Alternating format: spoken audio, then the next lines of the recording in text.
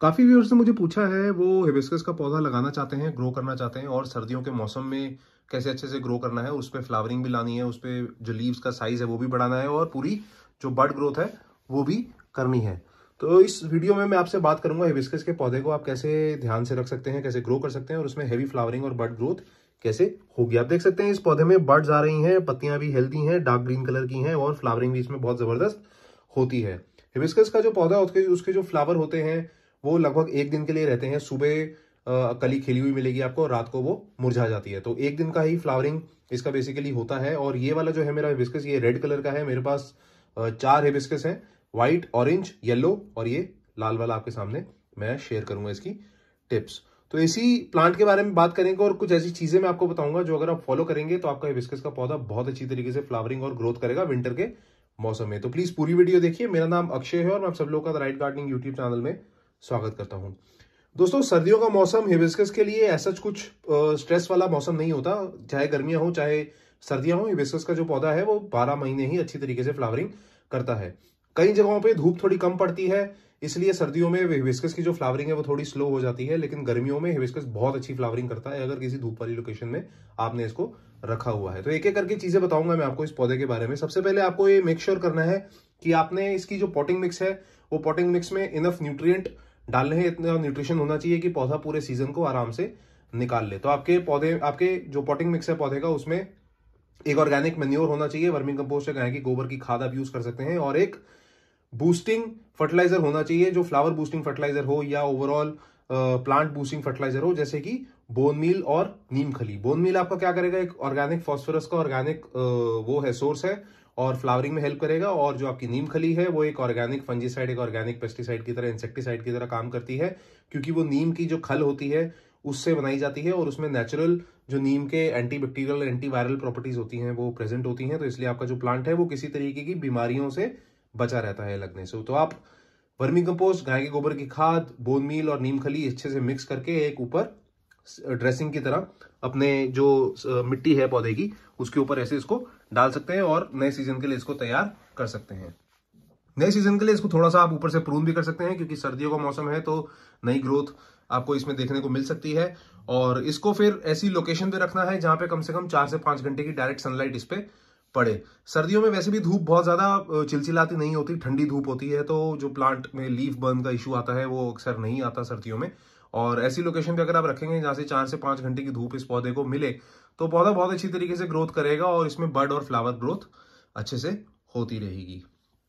ये फर्टिलाइजर का जो पॉटिंग मिक्स है इसमें मैंने जो गाय की गोबर की खाद है, जो नाइट्रोजन रिच फर्टिलाइजर है, वो मैंने थोड़े ज्यादा दे दिए थे, इसलिए आप जो लीफ का जो साइज है वो देख सकते हैं।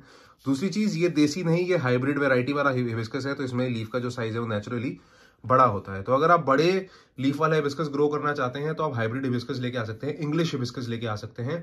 देसी हिबिस्कस का जो लीफ का साइज है वो थोड़ा सा छोटा होता है और स्टेम्स भी थोड़ी पतली होती हैं, और वो मल्टीपल स्टेम्स वाला प्लांट होता है। ऐसे जैसे 2 स्टेम्स आप देख रहे हैं इस प्लांट में, वो 2 स्टेम्स मेन स्टेम्स वाला प्लांट नहीं होता।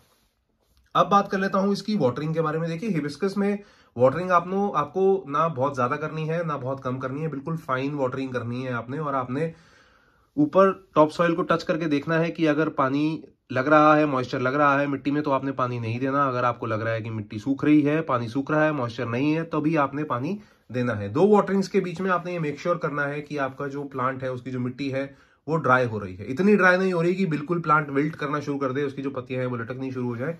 लेकिन अगर मॉइस्चर नहीं है तो पानी दे दीजिए, अगर मॉइस्चर है तो उसको फिर पानी देने की जरूरत नहीं है। मिट्टी को सॉगी मत बनाएं, क्योंकि सॉगी मिट्टी में सर्दियों में अक्सर ये काफी चांसेस बढ़ जाते हैं कि रूट रॉट हो जाता है, फंगल इन्फेक्शन हो जाते हैं और इवेंचुअली आपका जो प्लांट है हिबिस्कस का वो मर भी सकता है। तो हिबिस्कस में अगर पानी देना है तो तरीके से दीजिए और एक वाटरिंग शेड्यूल बनाइए। जैसे ये मेरे सामने जो पौधा देख रहे हैं, इसमें हर 4 से 5 दिन में मैं एक बार पानी देता हूं सर्दियों के मौसम में, और गर्मियों में ये थोड़ा सा टाइम शेड्यूल कम हो जाता है। मैं हर 2 दिन में, हर दूसरे दिन इस पौधे को पानी देता हूं। अब बात आती है इसमें फर्टिलाइजेशन की। देखिए, फर्टिलाइजर इसमें आप कोई भी वेल बैलेंस फर्टिलाइजर दे सकते हैं, कोई भी ऑर्गेनिक फर्टिलाइजर या कोई केमिकल फर्टिलाइजर, दोनों ही आप इसके लिए दे सकते हैं, इस प्लांट में दे सकते हैं, अच्छे रहते हैं।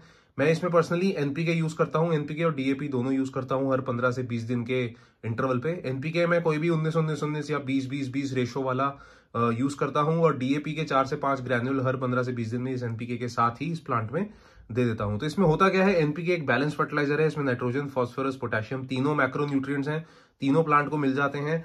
और डीएपी से क्या होता है कि बड ग्रोथ और फ्लावरिंग ग्रोथ में बहुत इंप्रूवमेंट आती है। तो ये दोनों फर्टिलाइजर आप अपने फर्टिलाइजेशन शेड्यूल में इंक्लूड कर सकते हैं और रिजल्ट्स आपके सामने खुद आ जाएंगे। अब बात करता हूं इसमें किस तरीके की कीड़े मकोड़ों का अटैक होता है। देखिए, हिबिस्कस में मीलीबग्स और स्पाइडर माइट्स का बहुत फ्रीक्वेंट अटैक होता है सर्दियों में। तो आप कभी भी अगर ऊपर, कई लोग क्या करते हैं कि जो हिबिस्कस का पौधा है उसमें वाटर ऊपर से स्प्रिंकल कर देते हैं, शावर कर देते हैं पानी से उसको, प्लांट को वॉश करने के लिए, क्योंकि कभी कभी मिट्टी जम जाती है तो पानी से स्प्रे करना प्लांट को सेंस भी बनाता है। तो लेकिन इसमें होता क्या है कि पानी कभी कभी पत्तों पे खड़ा रहता है, सूखता नहीं है, क्योंकि धूप उतनी तेज नहीं पड़ती सर्दियों में। तो वो पानी खड़े रहने की वजह से फंगल इन्फेक्शन उस पौधे में डेवलप हो जाते हैं। तो आपको ये मेक श्योर करना है कि जब कभी भी आप स्प्रे करें अपने हिबिस्कस के पौधे में तो दिन में करें, ताकि पूरे टाइम दिन के अकॉर्डिंग आपका जो प्लांट पे पानी है वो सारा सूख जाए। तो ये एक मेजर वजह है जिसकी वजह से फंगल इन्फेक्शंस प्लांट में होते हैं। और अगर फंगल इन्फेक्शंस हो भी रहे हैं तो उसको हटाने का एक तरीका है जो मैं आपको बताने वाला था, जो जैसे बीमारियां इस प्लांट में हम हटाते हैं, तो वो है नीम ऑयल कॉन्सेंट्रेट। नीम ऑयल कॉन्सेंट्रेट एक कंप्रेस्ड कॉन्सेंट्रेट फॉर्म में आता है, जो आप 1 ml 1 लीटर पानी में अच्छे से अगर डाइल्यूट करके हर 15 से 20 दिन में अपने प्लांट में स्प्रे करेंगे तो सारी की सारी जो बीमारियां प्लांट में लगी हुई हैं वो धीरे धीरे डिसअपियर हो जाएंगी। चाहे मीलीबग्स हो, चाहे स्पाइडरमाइट्स हो, चाहे एफिड्स हो। एफिड्स आपको अक्सर प्लांट के लीव्स के पीछे दिखेंगे, यहाँ पे व्हाइट कलर के कीड़े लग जाते हैं, उनको एफिड्स बोलते हैं। तो ये सारे के सारे जो बीमारियां हैं ये नीम ऑयल कॉन्सेंट्रेट से दूर हो जाती हैं। तो आप हर 15 से 20 दिन में एक शेड्यूल में इसको भी इंक्लूड कर सकते हैं, और कोई इसमें साइड इफेक्ट नहीं होता, कंप्लीटली ऑर्गेनिक है, क्योंकि नीम के कॉन्सेंट्रेट से, नीम के एक्सट्रैक्ट से बनाया जाता है। तो ये कुछ चीजें हैं जो मैंने आपको बताई हिबिस्कस के पौधे के बारे में, जो अगर आप सर्दियों के मौसम में फॉलो करेंगे तो आपका हिबिस्कस का पौधा बहुत अच्छी तरीके से ग्रोथ करेगा और उसमें बड और फ्लावर ग्रोथ होती रहेगी। फिर भी इस वीडियो के बारे में कुछ सवाल है, कुछ पूछना चाहते हैं तो प्लीज कमेंट करके मुझे बताइए, मैं आपको उसका जवाब दूंगा।